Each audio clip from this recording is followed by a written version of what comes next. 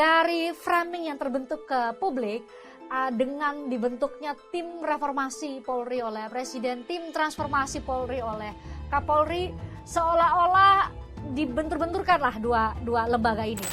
Oh, Kapolri punya sikap sendiri nih yang kemudian melakukan inisiatif di luar dari inisiatif yang dibentuk oleh Presiden RI. Kita, masyarakat sipil memandangi malah justru dengan tepuk tangan, Fris. Tahu nggak kenapa kita tepuk tangan? Karena kita telah melihat 10 tahun terakhir Panglima TNI dan Kapolri, tanda kutip, adalah pembawa tas dari Presiden. Dari awal saya sudah menduga nantinya tim Presiden ini akan jadi sebuah gimmick gitu ya. Maka jangan bilang reformasi.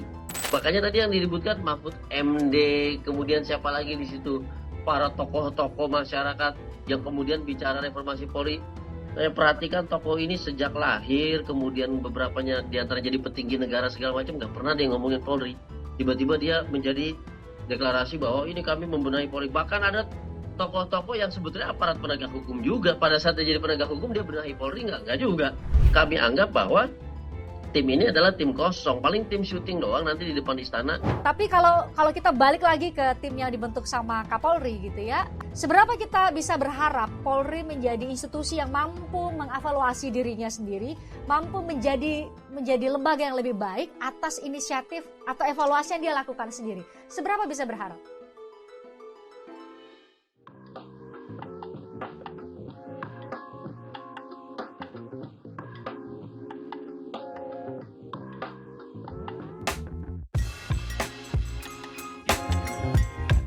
Reformasi kepolisian ini jadi isu yang sangat-sangat menjadi sorotan banyak pihak, tapi karena dibentuk jadi double nih kayaknya lembaga atau entitas tim reformasi kepolisian dibentuk sama Presiden, ternyata Kapolri juga membuat. Tapi saya baca dan mengikuti pendapat banyak orang, pendapat Bang Julius Ibrani agak berbeda.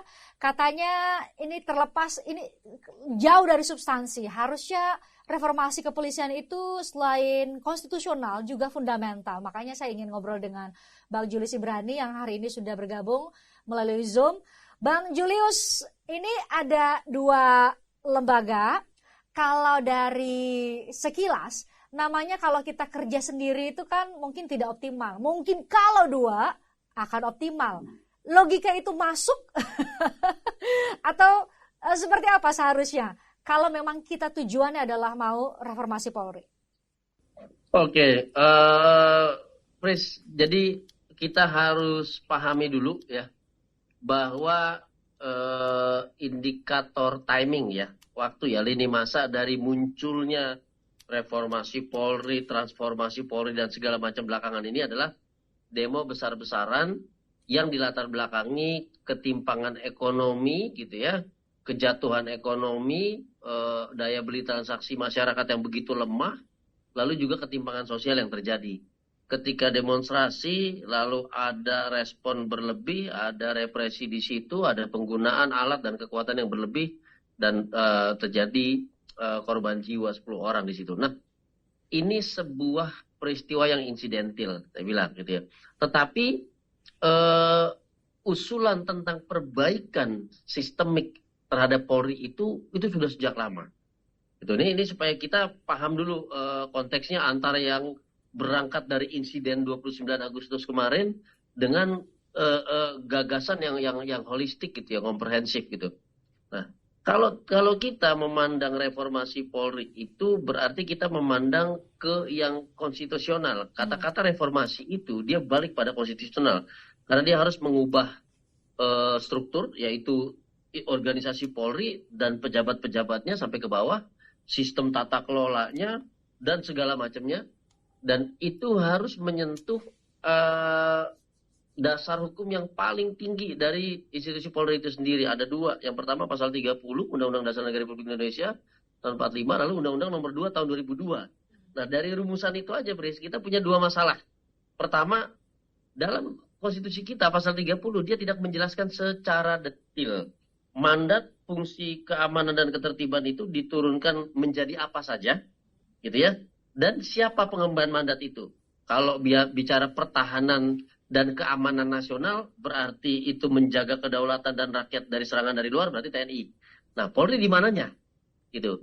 Keamanan yang dimaksud oleh pasal 30 itu yang kemudian diemban dari Polri, yang mana? Apakah dia keamanan dalam negeri, dalam konteks riot, chaos, internal, dan segala macam, termasuk apakah penegakan hukum, pelayanan masyarakat, ketertiban umum, yang totalnya kalau saya hitung itu ada sekitar 16 kewenangan kalau diperdetil gitu ya. Di mana seluruhnya itu dia berhadapan langsung face to face dengan masyarakat.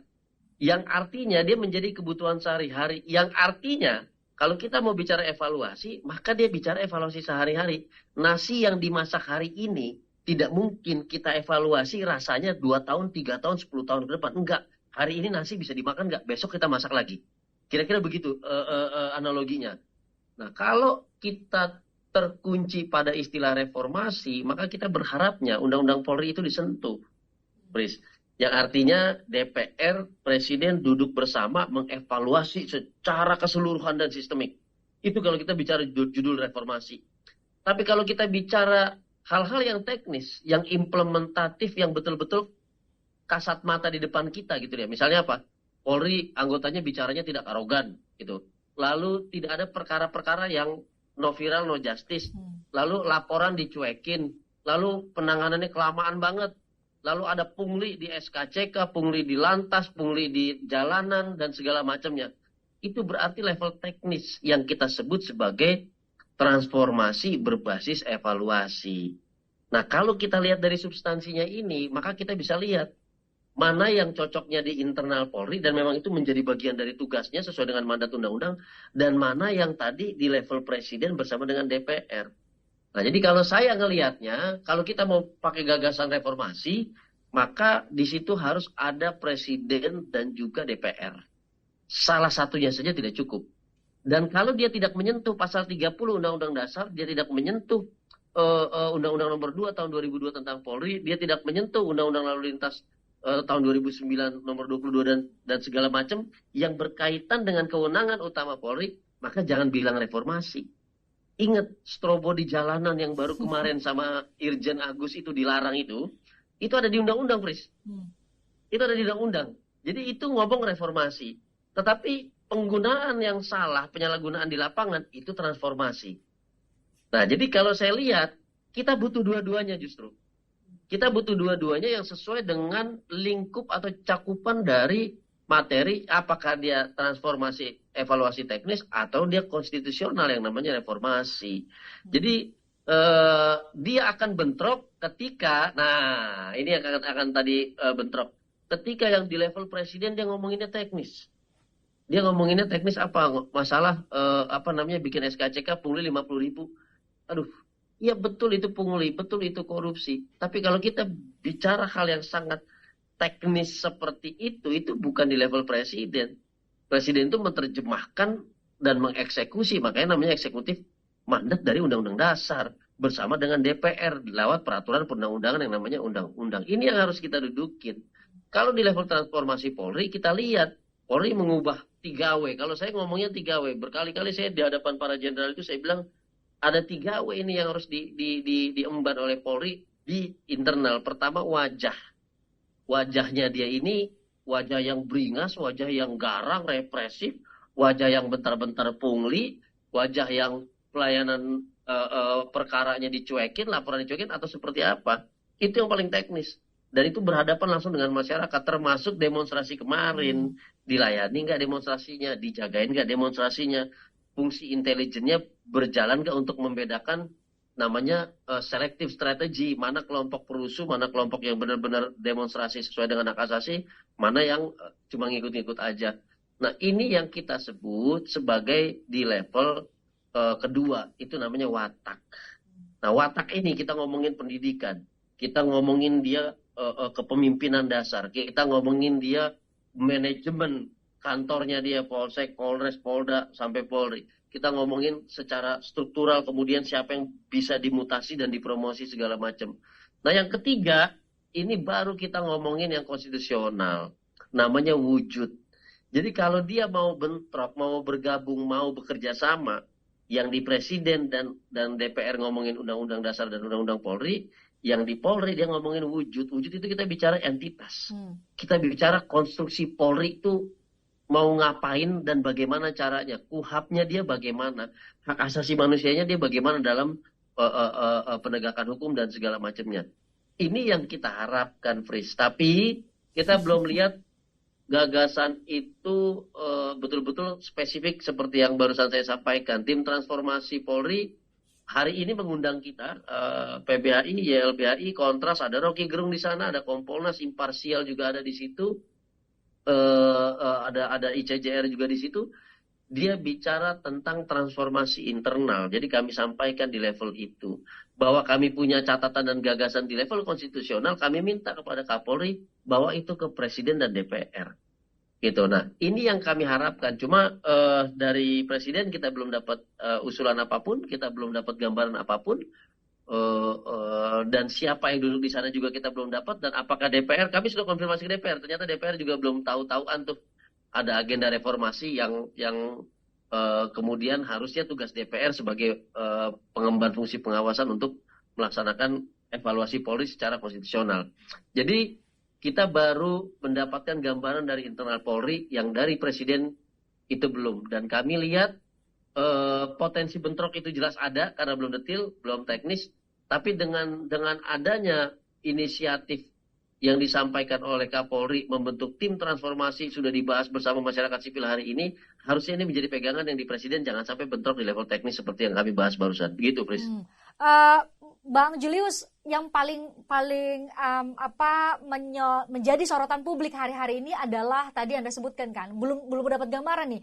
Tim yang dibentuk oleh Pak Presiden ini mau melakukan apa, sejauh mana kewenangannya, apakah bisa sampai ke level mengubah memberikan perubahan secara konstitusional yang Anda maksud tadi. Karena kan sehari-hari ini di pemberitaan pun semua fokusnya hanya pada apakah Mahfud MD masuk. Lebih ke sosok gitu ya, lebih ke sosok.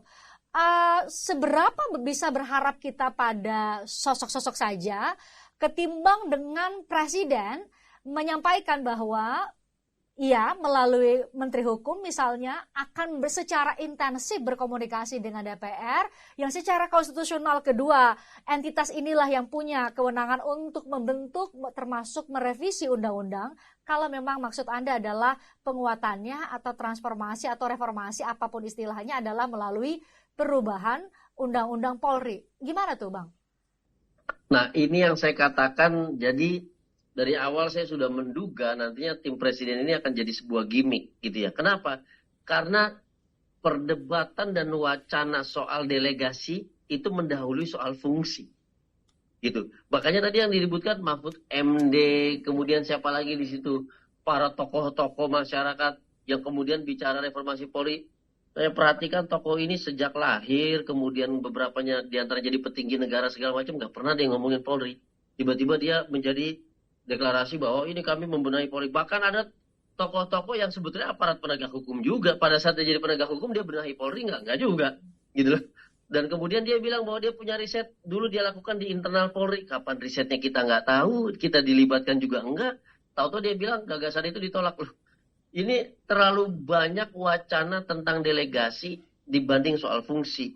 Dan itu salah satu indikator kenapa tim reformasi Polri oleh Presiden ini akan menjadi gimmick dan syarat akan politisasi. Kenapa? Kami nggak lihat fungsi, nggak didahulukan fungsi. Kami nggak lihat substansinya ini apa. Kami nggak lihat bahwa di level Presiden itu harusnya membahas konstitusi. Ini juga tidak ada.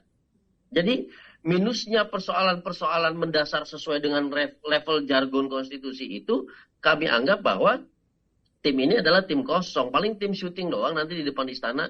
Kenapa kami berburuk sangka seperti itu? Kita sudah pernah, Pris, nama-nama yang disebutkan ini seperti Mahfud MD dan segala macamnya itu dulu membentuk tim percepatan reformasi hukum dan anti korupsi, katanya begitu kan ya judulnya gitu. Tapi satu SK ada tuh satu keluarga rame-rame itu masuk satu SK. Di mana anti korupsinya kalau dia tidak kolusi dan dia tidak nepotisme gitu. Lalu dikatakan bahwa membahas secara fundamental dan segala macam. Sampai detik ini tim itu nggak ada hasilnya, Fris. Ya, kami malah mendapatkan bundelan substansinya itu sebetulnya riset teman-teman LSM dan rilis-rilis para aktivis itu, Bris. Jadi ada dugaan kuat akan mengulang hal yang sama gitu. Jadi dia hanya mengembangkan wacana, dia tidak akan memberikan perubahan-perubahan yang signifikan, dia tidak akan membawa kemajuan-kemajuan yang fundamental. Dia akan menjadi, kalau dari zaman Jokowi dulu kita apresiasi tuh, wah ada paket kebijakan hukum A, B, C, D segala macam. Ujung-ujungnya apa? Ujung-ujungnya dibentuk juga undang-undang teks amnesti. Ujung-ujungnya dibentuk juga undang-undang Omnibus Law Cipta Kerja. Ujung-ujungnya perubahan yang lain juga gitu yang mampir ke DPR. Nah, kenapa nggak dari awal aja bersama dengan DPR? Jadi jelas kalau wacananya ini delegasi mendahului fungsi gitu ya yang dibicarakan, maka ini akan minus substansi, dia nggak akan membawa perubahan apapun gitu, Pris. Bang Julius, terus seberapa kalau memang tadi ya level yang wacana yang muncul transformasi atau reformasi istilahnya apa yang mau dibentuk sama presiden, timnya itu belum bisa atau belum menyentuh ke isu yang paling fundamental, yaitu struktur atau posisi Polri sendiri secara ketatanegaraan atau secara konstitusional. Tapi kalau kita balik lagi ke tim yang dibentuk sama Kapolri gitu ya, seberapa bisa kita berharap ini adalah tim yang dibentuk atau inisiasinya berasal dari internal Polri sendiri. Seberapa kita bisa berharap Polri menjadi institusi yang mampu mengevaluasi dirinya sendiri, mampu menjadi lembaga yang lebih baik atas inisiatif atau evaluasi yang dia lakukan sendiri. Seberapa bisa berharap?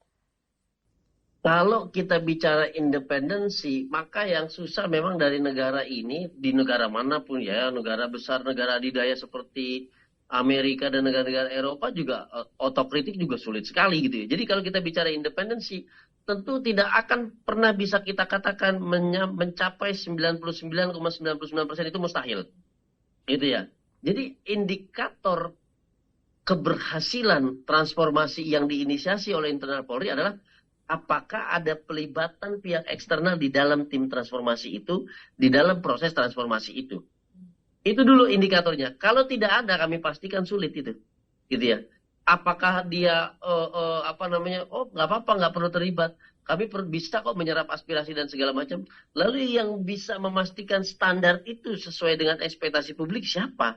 Kan nggak ada. Gitu. Jadi kalau kita bicara independensi dan persepsi, maka itu nggak bisa kita yakini 99%, jangankan 99%. Jangankan 100%, 99% juga nggak bakal bisa dijalankan. Itu yang pertama. Yang kedua, kami coba testing on the water, gitu ya. Kemarin kita ramai-ramai, ya kita bilang begini, coba deh yang kira-kira paling ramai apa sih yang ada di hadapan publik, yaitu soal strobo, gitu.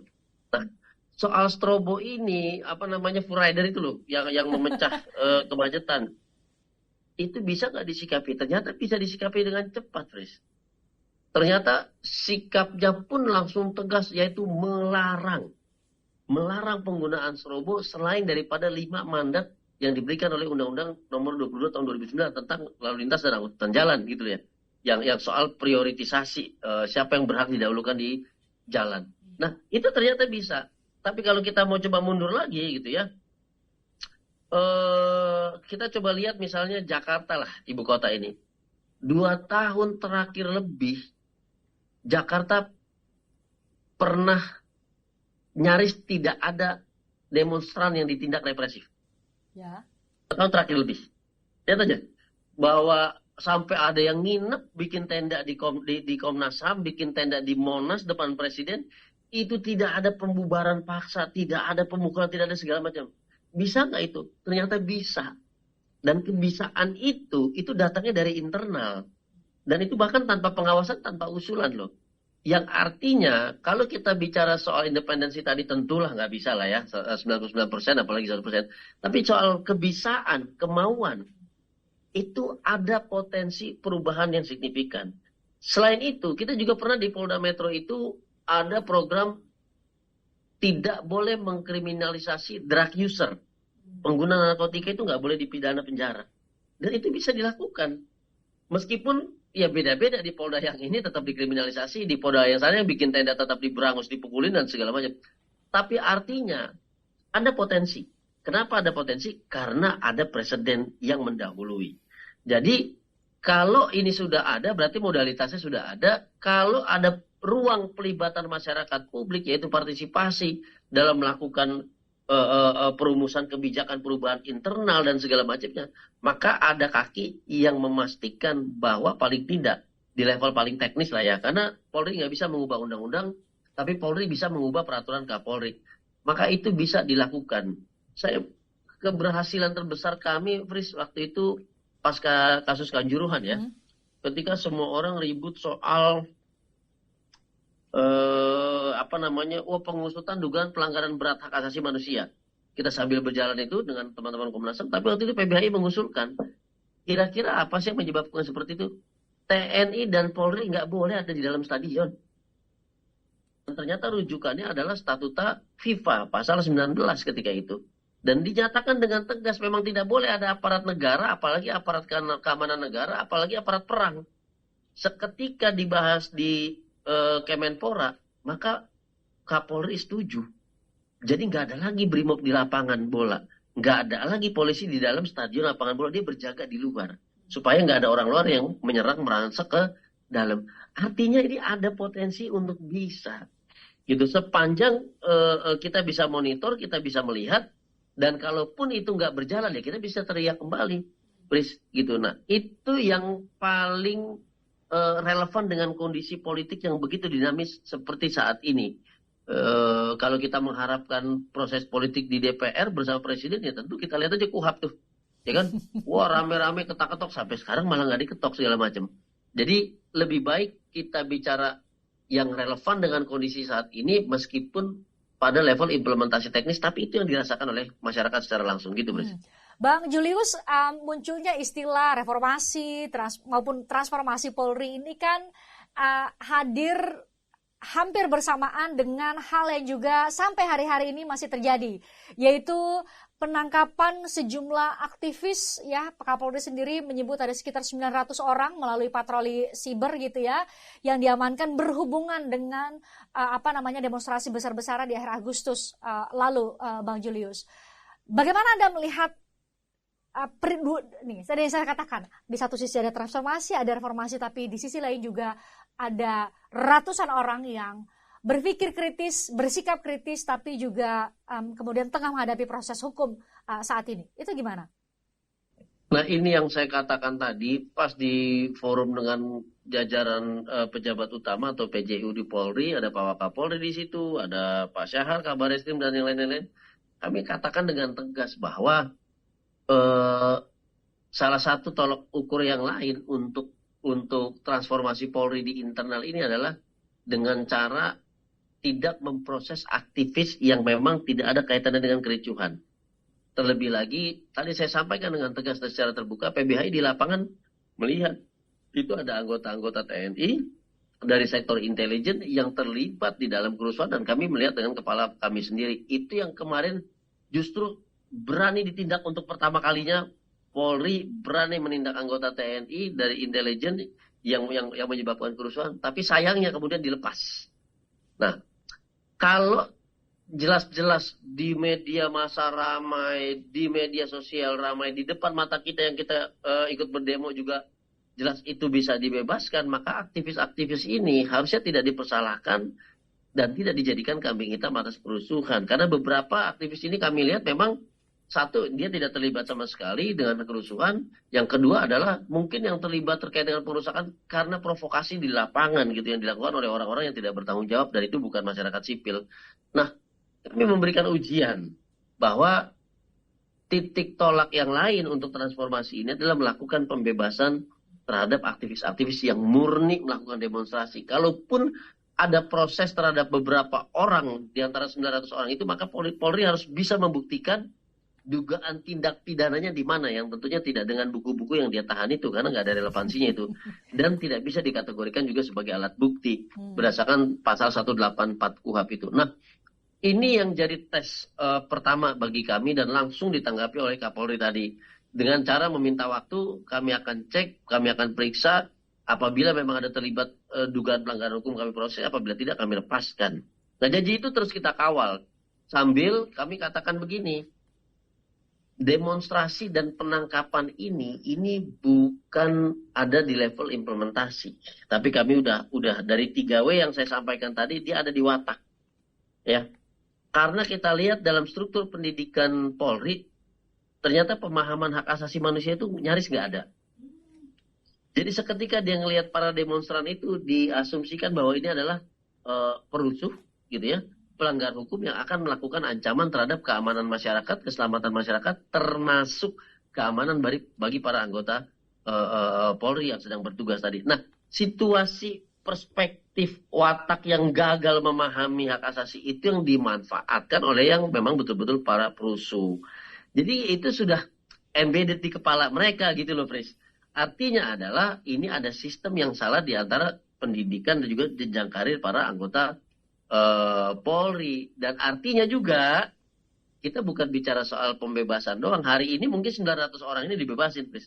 Tapi mungkin besok ada demo lagi, 1000 orang akan ditangkap lagi dan akan begini lagi. Karena tapi udah level di kepala gitu, persepsi lihat masyarakat dan cara pandang keilmuannya sudah salah. Nah, ini kami sampaikan kepada Pak Kapolri, kalau soal demonstrasi, Pak, bukan hanya kesalahan dalam penangkapan, tapi salah perspektif, yaitu cara pandang dan keilmuan untuk memahami ekspresi terhadap hak asasi yang namanya demonstrasi. Jadi ini nggak akan bisa diobati kalau pendidikannya, kalau diklat-diklatnya, kalau brimob-brimobnya tidak dibekali dengan pendidikan hak asasi. Itu yang pertama. Yang kedua, kalau ada orang demonstrasi masih disamperin sama brimob pakai rantis, kemudian pakai tameng yang bisa menyerang pakai water cannon, itu juga artinya ada yang salah dengan peraturan Kapolri itu.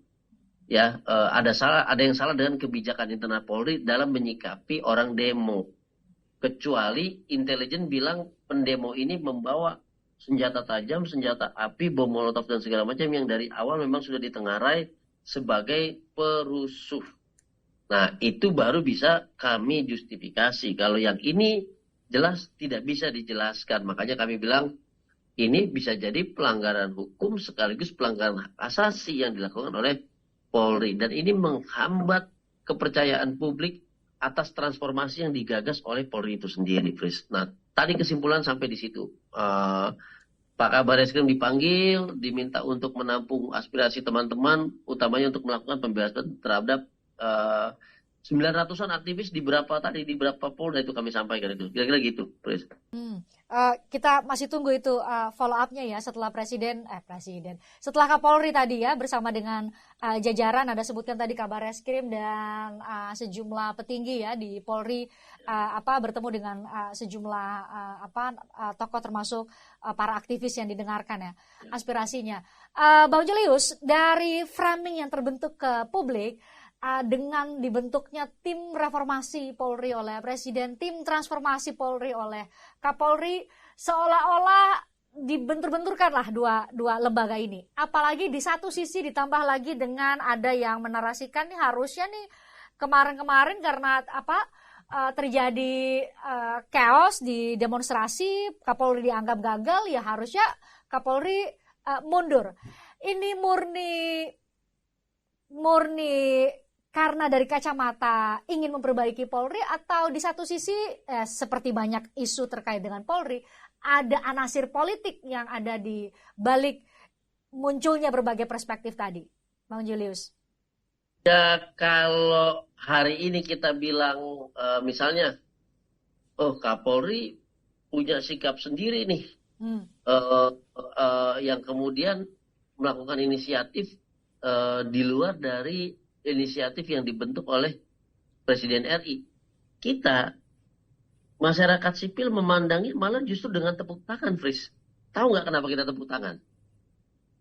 Karena kita telah melihat 10 tahun terakhir, Panglima TNI dan Kapolri, tanda kutip, adalah pembawa tas dari Presiden. Ngerti ya maksud pembawa tas? Pengawal Presiden. Fungsi yang mana tidak dimandatkan oleh konstitusi. Jadi kalau hari ini misalnya Kapolri bilang, oke, banyak kritikan masyarakat, Presiden memanggil untuk memeriksa, kami berinisiatif untuk memperbaiki diri sendiri, itu justru hal yang bagus. Jadi dia artinya tidak tidak ABS dengan Pak Presiden gitu loh, tidak asal Bapak senang dengan Pak Presiden.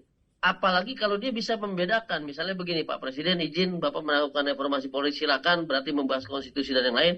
Kami transformasi melalui internal, kami bahas hal-hal yang lebih teknis lagi melalui peraturan Kapolri dan segala macam. Itu lebih bagus lagi, Pris. Tapi tentu kami melihatnya tidak hanya sepositif itu, gitu ya. Kita melihatnya juga ada semacam apa istilahnya, kalau kita itu istilahnya, apakah Presiden itu kemudian bisa melakukan grip yang kuat terhadap Polri atau tidak, maka bisa dilihat dari kecepatan dan ketepatan respon dari Presiden terhadap dinamika institusional Polri. Itu yang kita lihat dulu. Kalau dulu Presiden Jokowi pasca kasus Sambo, dia langsung panggil itu seluruh pejabat utama se-Indonesia, dikumpulkan di istana, nggak boleh ada yang bawa handphone, meskipun pesannya kemudian zonk, yaitu jangan pakai pakaian mewah dan segala macam, nggak nyambung dengan problemnya, kan gitu ya. Tapi kalau hari ini Presiden membentuk tim reformasi Polri, itu kita apresiasi, tapi ternyata belakangan ini ternyata tidak ada tadi ya fungsi atau substansi yang diangkat. Nah, inilah dugaan terjadinya politisasi. Apalagi kita lihat yang ditunjuk kemudian adalah staf sus Presiden di bidang reformasi keamanan dan Polri, yaitu mantan Jenderal Polri juga, gitu loh. Ini kan justru yang amat kami sayangkan kalau Polri juga, Jenderal-Jenderal Polri juga yang duduk di situ untuk melakukan reformasi di level Presiden. Kalau gitu ngapain dia berpisah dari tim transformasi internal Polri yang levelnya teknis? Lebih baik bersama-sama aja secara holistik. Kan Presiden bisa manggil Kapolri. Presiden manggil Kapolri, Presiden manggil Menko di situ, Menko Polkam di situ, untuk rembuk urun gimana nih kita perbaikan ke depannya secara sistemik, seperti apa kita rumuskan. Setelah itu kami tawarkan kepada DPR, mulai dari level policy, undang-undang, sampai ke level implementasi teknis tugas di lapangan. Itu kan bisa. Nah, jadi kami lihat jelas ada politisasi mengenai peran di sini di level Presiden, dan juga berdampak pada kepercayaan publik terhadap tim transformasi yang dibentuk Polri. Itu yang pertama. Yang kedua, saya selalu bilang, kalau kita berpijak pada insidentil, waktu itu kita pernah ngobrol, Fris, waktu itu soal Ferdi Sambo juga gitu ya. Kalau kita ribut berdasarkan sesuatu yang sifatnya insidentil, itu politisasinya amat sangat tinggi. Jadi dimensi politisasi itu tinggi sekali. Dan waktu itu saya bilang bahwa apakah akan mengubah terjadi perubahan terhadap wajah, kemudian watak dan wujud Polri? Tentu tidak. Yang akan berubah paling di level wajah. Wajah itu kan seperti kita pagi-pagi bangun tidur, cuci muka langsung fresh, langsung bersih gitu ya, langsung berkilau. Hanya di level itu saja. Tapi bagaimana dengan badannya? Bagaimana dengan ketiaknya yang masih bau dan segala macamnya? Itu belum tentu. Makanya jangan pernah berpijak pada insidentil, tapi berpijaklah pada gagasan yang orisinil. Nah, kalau berpijaknya pada insidentil, selalu ada politisasi. Hari ini terjadi juga karena berpijaknya pada level insidentil. Jadi dua indikator itu yang kita lihat, Pris, gitu. Terakhir Bang, politisasi macam apa yang dimaksud Bang Julius? Jadi gampangnya begini. Pembentukan tim reformasi Polri oleh Presiden yang minus substansi, tapi dia ribut soal siapa yang masuk sebagai delegasi, itu akan membuat satu wacana. Wacana inilah yang akan menjadi perdebatan publik, baik dalam bentuk opini atau bahkan judgement gitu ya, penghakiman gitu ya. Dan ini semakin menjauhkan Polri dari kerja-kerja substantif, menjauhkan Polri dari perbaikan sistemik. Undang-Undang nomor 2 tahun 2002 itu berarti sudah 23 tahun usianya. Sudah lulus kuliah itu dia. Sudah bisa menikah bahkan. Dan yang kedua adalah persoalan itu yang dihadapkan masyarakat, yang disampaikan masyarakat, dikeluhkan masyarakat, itu bukan persoalan di level Presiden. Itu persoalan di level yang teknis. Gitu ya. Jadi dengan dia mengangkat di level Presiden tapi tanpa substansi, inilah yang namanya politisasi. Gitu. Dia menghilangkan, menghapus hal-hal yang tadi di mata masyarakat menjadi statement-statement yang lip service, statement-statement yang kritis yang seolah-olah oh sudah seperti ini kok, kami sudah panggil, kami sudah periksa, dia akan mengiyakan, kami sudah kaji seperti ini segala macam, tapi sebetulnya nggak ada perubahan. Nah, masyarakat akan terlena di situ. Nah, ini yang namanya politik wacana. Dan karena bermain di level wacana, dan ini namanya politik wacana, maka ini yang namanya politisasi, Pris. Jadi substansinya nggak akan berubah itu. Ya kan, kita sudah mendengar ini kok di kasus-kasus sebelumnya kok, Ferdy Sambo, Teddy Minahasa, dan yang lainnya. Akibatnya apa? Apa yang berubah kebijakan Polri? Nggak ada, Pris. Yang berubah itu cuma yang soal Kanjuruhan tadi, dan itu pun sebetulnya diskusinya bukan diskusi pelanggaran berat HAM. Diskusinya adalah bolehkah anggota kepolisian berada di dalam stadion, dan kata FIFA nggak boleh, maka dicabut kebijakan itu. Gitu. Jadi ini yang kami rasakan ada politisasi, terlebih lagi tadi ya. Adegannya adalah selalu syuting rame-rame di istana kan gitu ya. Jadi kalau kebanyakan syuting daripada kebanyakan ngetiknya gitu, kebanyakan syuting daripada kebanyakan kritiknya, ya itu kami anggap sebagai satu bentuk politisasi gitu, Bres. Salah satu bentuk politisasi. Jadi kita harus bersabar menanti Bang Julius untuk melihat nih sebenarnya yang dimaksud output dari transformasi Polri, dari tim yang dibentuk Kapolri itu seperti apa, output konkret dari tim reformasi Polri yang dibentuk oleh Presiden itu seperti apa. Hanya waktu yang bisa menjawab. Kalau begitu jangan juga, itu kita sama saja menjadikan api yang sedang membara ini kemudian ketiup angin dan jadi abu gitu, mati gitu ya, jadi abu. Perlu diketahui bahwa ada satu kontekstualitas terkini yang membuat Polri itu responsif sekali gitu ya. Pertama adalah soal digitalisasi gitu ya. Media-media berita nasional, media-media sosial, adanya influencer, lalu adanya hashtag segala macam, itu jadi pintu masuk responsivitas Polri terhadap problematika teknis di lapangan gitu ya, terhadap keluhan masyarakat. Itu pertama. Yang kedua adalah dengan adanya riset-riset membangun citra, kepercayaan publik dan segala macam gitu ya, ini juga jadi pemicu. Dan indikatornya salah satunya adalah pelayanan kepada masyarakat. Jadi kalau masyarakat banyak yang protes, dianggap dia tidak perform, maka dianggap tingkat kepuasannya rendah. Dan itulah jadi indikator buruknya citra. Nah, dua hal ini paling tidak atau titik kesamaannya adalah berangkat dari dorongan inisiasi dari masyarakat. Jadi masyarakat tidak boleh menunggu, Pris. Masyarakat setiap hari harus bilang, apakah hashtag no viral no justice sudah bisa kita hapus atau malah makin kita banyakin, kan gitu ya. Apakah kalau hashtag satu hari satu oknum sudah semakin hilang gitu ya, nggak bisa kita temukan lagi, berarti sudah ada perubahan, atau malah makin banyak oknum, sampai satu mabes jadi oknum, jadi harus kita perkuat lagi hashtag itu.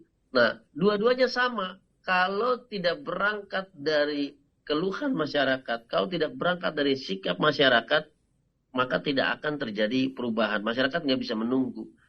Ojol, pengguna jalan, baik kendaraan bermotor roda 2 ataupun roda 4, yang berkeluh kesah hingga marah tentang penggunaan strobo yang biru-biru itu, dan juga full rider yang memecah kemacetan yang sebetulnya adalah membuat orang ketakutan di jalan supaya pada minggir, itu bisa direspon kok. Dan itu asalnya dari keluhan dan marahnya masyarakat. Artinya masyarakat nggak boleh diem, Pris. Perkembangan itu, perubahan itu selalu indikatornya adalah inisiasi dan suara kritik dari masyarakat. Jadi jangan menunggu. Mari kita makin rame, mari kita makin berisik, akan semakin kelihatan perubahan itu datangnya dari internal Polri, apa dari internal Presiden. Itu dia. Nah, itu pesannya ya. Jangan sampai kita diam, kita hari-hari ini membuktikan bahwa suara kita ya dengan banyak dinamika pun akhirnya memberikan banyak perubahan juga. Pun belum seperti yang kita harapkan memang, tapi setidaknya ada perubahan-perubahan fundamental dengan terbentuknya ya tim reformasi maupun transformasi. Itu adalah sebuah titik awal yang kita harapkan bisa benar-benar memberikan perubahan dari apa Anda sebutkan tadi, wajah, watak, dan Wujud dari Polri yang sama-sama kita cintai. Bang Julius, terima kasih sudah join di obrolan ini. Semoga bisa menambah suara-suara yang bisa memberikan kesadaran pada kita semua bahwa kita berhak untuk bersuara untuk bisa membawa negeri ini semakin lebih baik. Salah satunya melalui Polri. Thank you, terima kasih. Sehat selalu, Bang. Terima kasih. Terima kasih, Thank you. Selalu, Bapak.